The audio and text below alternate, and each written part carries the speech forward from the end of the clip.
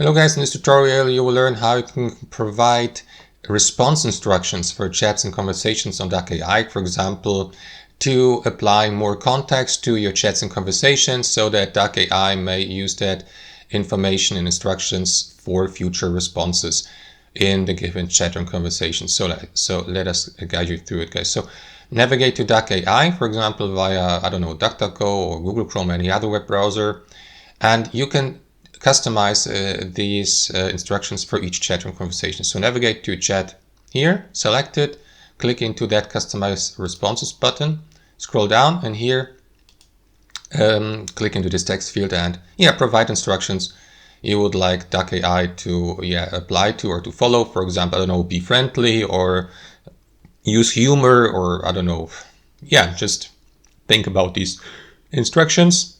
You may also provide information if you like, or context like, I'm an engineer or something like that. My name is XYZ.